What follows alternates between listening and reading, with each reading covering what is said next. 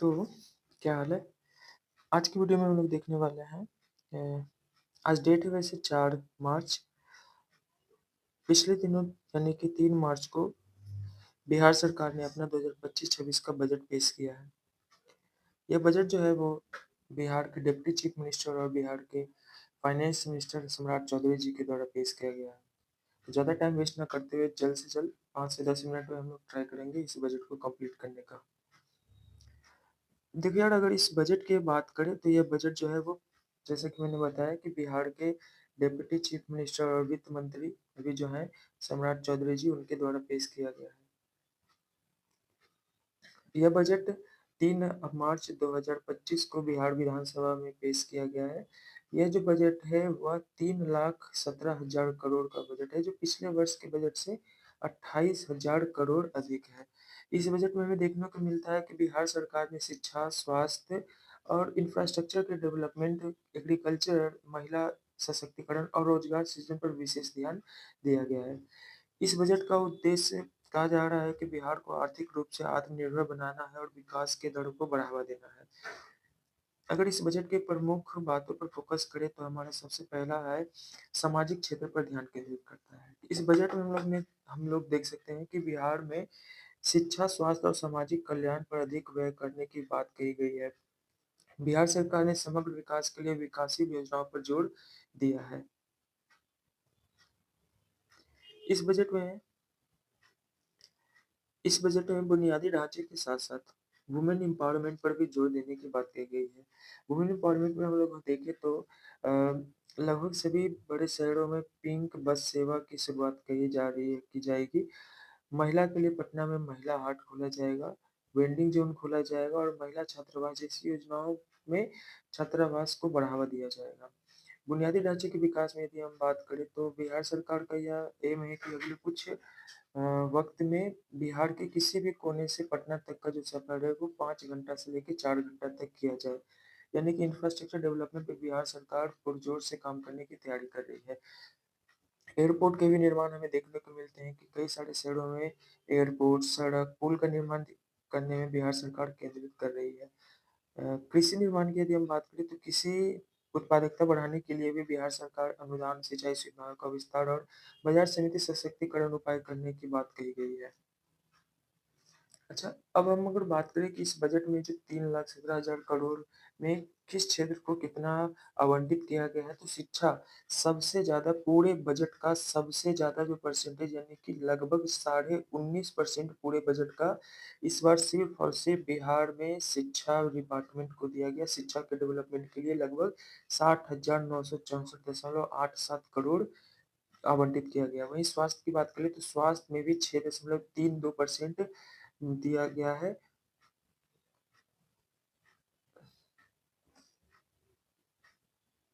वहीं ग्रामीण विकास के लिए 16,093 करोड़ यानी कि पूरे बजट का 5.08%। वहीं ऊर्जा के लिए 13,484 करोड़ आवंटित किया गया है। सामाजिक कल्याण के लिए 13,368 करोड़ और कृषि सिंचाई के लिए 3,528 करोड़ दी गई है। अगर हम प्रमुख योजनाएँ और घोषणाओं की बात करें तो शिक्षा और युवा कल्याण के लिए बिहार सरकार ने बात की है। बिहार सरकार ने कहा है कि बिहार स्टूडेंट क्रेडिट कार्ड जो है उसके लिए 1,000 करोड़ दी जाएगी। स्टूडेंट क्रेडिट कार्ड के लिए 1,000 करोड़ आवंटित किया गया है। वहीं स्टूडेंट अच्छे से पढ़ लिख सके उसके लिए स्मार्ट क्लासरूम की भी स्थापना करने की बात कही गई है।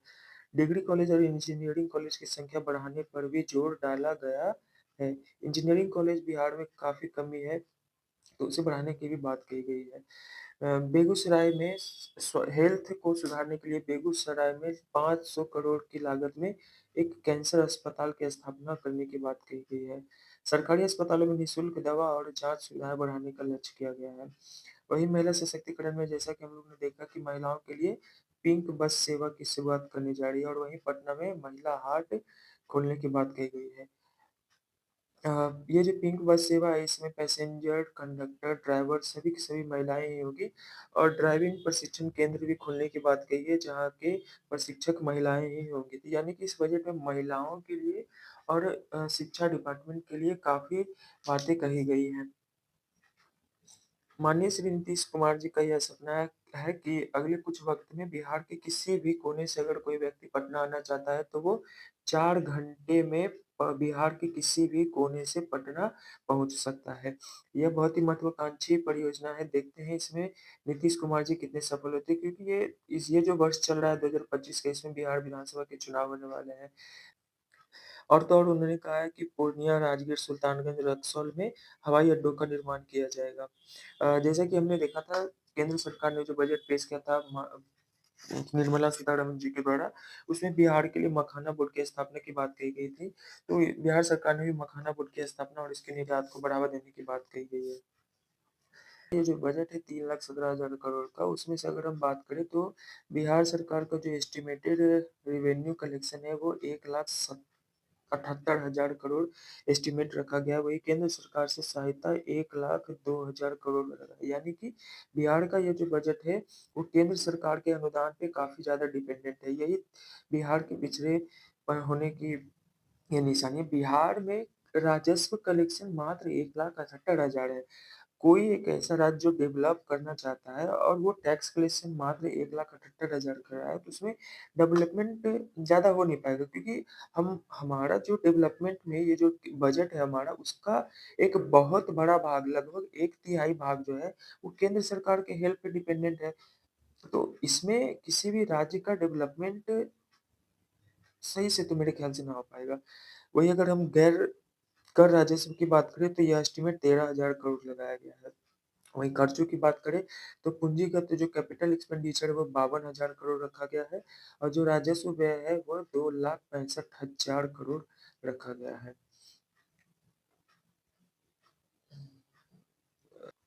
वित्तीय घाटा की बात करें तो इस बार जो एस्टिमेटेड डेफिसिट रखा गया है वो 3.5% का अनुमान रखा गया है। जो कि ज़्यादा नहीं है, 3.5% ठीक-ठाक ही है फिस्कल डेफिसिट। देखते हैं क्या होता है इस बजट के बाद। अब देखो यार, ये तो थी बजट की बात कि बजट में कितना करोड़ का बजट पेश किया, कौन पेश किया, कब पेश किया, किस क्षेत्र में कितना अनुदान दिया गया है, कहाँ से पैसा आने वाला है, कहाँ जाने वाला है। ये तो बजट का वो ओवरव्यू हो गया। अब अगर हम बात करें विपक्ष की, तो बिहार में जो नेता प्रतिपक्ष हैं, माननीय श्री तेजस्वी यादव जी और राजद पार्टी जो है, राजद पार्टी और कांग्रेस पार्टी का कहना है कि ये बजट महज़ एक चुनावी रणनीति है। ऐसा उनका इसलिए कहना है क्योंकि अभी जैसे मैंने कि बोला कि 2025 के अंत आते-आते तक बिहार में विधानसभा के चुनाव है, तो इसलिए विपक्षी पार्टियों का कहना है कि ये कुछ और नहीं है, बस चुनावी रणनीति है, बजट पेश करना तो एक बहाना है। विपक्ष पार्टी का यह भी आरोप है कि बजट में नई नौकरियों और उद्योग को बढ़ावा देने का कोई ठोस योजना नहीं है। ये बात उनका सही भी है, पूरी तरह से ये गलत भी नहीं है कि इस पूरे बजट में हमने देखा, आप ही कमेंट करके बताओ कि इस पूरे बजट में आपने नौकरी और ये उद्योग इंडस्ट्री डेवलपमेंट में आपने कहाँ कोई पॉइंट देखा? अगर मेरे से चलो छूट भी गया होगा तो आप खुद सर्च कर सकते हैं, आपके पास यदि टाइम है, तो सम्राट चौधरी जी का वो आप पूरा भाषण भी सुन लीजिए, यूट्यूब पे पड़ा हुआ है और उस पूरे भाषण में कहीं भी ढूँढ कर दिखा दीजिए कि नौकरी और उद्योग को बढ़ावा देने के लिए कौन-सी ठोस योजना की बात कही गई है। और विपक्ष का ये भी कहना है कि इस बजट का जो बहुत बड़ा हिस्सा है, वो केंद्र सरकार की सहायता पर डिपेंडेंट है, जो कि सही बात है। हमने अभी देखा कि लगभग 1/3 जो बजट का पार्ट है, वो केंद्र सरकार के अनुदान पे डिपेंडेंट है। तो ये कहना था विपक्ष पार्टी का। तो देखो यार, हर सिक्के के 2 पहलू होते हैं। इस बजट्स में कुछ पॉजिटिव बातें भी हमें देखने को मिलती हैं, वहीं कुछ चुनौतियाँ भी हमें सामने नज़र आती है। अगर हम पॉजिटिव बातों की बात करें, तो पॉजिटिव में हमें देखने को मिलता है कि इस बजट में महिला सशक्तिकरण के ऊपर काफ़ी बढ़ावा देने की बात कही गई है। जैसे कि पटना में वो महिला हाट खोलना, पिंक बस सेवा स्थापित करना, वो चलता-फिरता पिंक जिम स्थापित करना, तो इस तरह से महिला सशक्तिकरण के लिए और छात्रावास में वृद्धि कर देना। तो इस तरह से महिला सशक्तिकरण बढ़ावा देने के लिए बात कही गई है।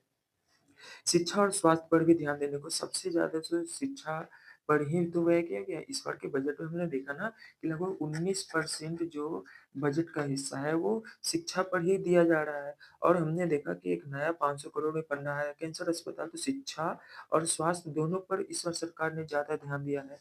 बिहार को औद्योगिक और कृषि केंद्र बनाने की पहल तो इस तरह से हमने देखा कि इस बजट में क्या पॉज़िटिव बातें थी। हालाँकि इसकी कुछ चुनौतियाँ भी हैं। चुनौतियाँ ये हैं कि अभी जैसे मैंने कहा कि विपक्ष का भी ये कहना है कि इस बजट में रोज़गार के ऊपर कोई बात नहीं कही गई है। तो रोज़गार के लिए कोई स्पष्ट नीति नहीं है। रोज़गार में स्पष्ट नीति की कमी हमें दिखाई देती है।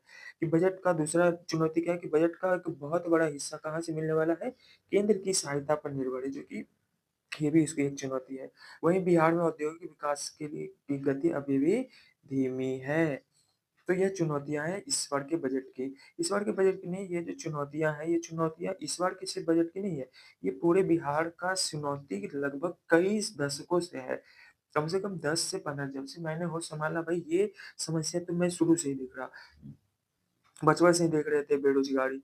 घर में अगर हम लोग प्रॉपर बिहार से हैं, तो अब गाँव से ख़ासकर तो हम लोग जानते होंगे, हम लोग देखते ही हैं कि हर घर से कोई न कोई जेंट्स होते हैं जो काम काम करने के लिए, कमाई के लिए, रोज़गार के लिए बिहार से वो बाहर जाते ही हैं। मजबूरी है जाना, क्योंकि बिहार में कोई रोज़गार है नहीं, उद्योग को हम लोग बढ़ावा देते नहीं हैं। तो इस तरह से बजट में भी, बजट इस बार का तो छोड़ो, ये पूरे बिहार की कई सालों से चली आ रही समस्या है। तो सवाल ये है कि क्या ये बजट बिहार के लिए फ़ायदेमंद होगा? तो देखो यार, कोई भी चीज़ सरकार के द्वारा जो कोई भी नीति लाई जाती है, तो वो फ़ायदेमंद होगा या नहीं होगा, ये डिपेंड करता है कि हम उसको सही तरीके से लागू कर रहे हैं या नहीं। हम नेता वादे तो कई सारे करते हैं, कई सारे स्कीम्स ले आते हैं, योजनाएँ ले आते हैं, कई सारे बजट में बहुत सारे ये उसको इतना मिलेगा, उसको इतना मिलेगा। लेकिन अगर हम उसे सही तरीके से लागू ना करें, तब तक वह कोई काम का नहीं है। तो ज़रूरी हो जाता है कि ये बजट फ़ायदेमंद होगा या नहीं, उसके लिए हम इस योजनाओं को सही तरीके से लागू करें। कुल मिलाकर यह बजट महिलाओं के लिए, युवाओं के लिए, किसानों के लिए और इंफ्रास्ट्रक्चर डेवलपमेंट के ऊपर केंद्रित है। लेकिन रोज़गार और उद्योग के लिए इस बार भी हमें निराशा ही देखने को मिलती है। तो यार, ये था बिहार का 2025-26 का बजट। देखो क्या होता है। बिहार का डेवलपमेंट तो होना चाहिए। चुनाव है, देखते हैं क्या होता है आगे। Thank you.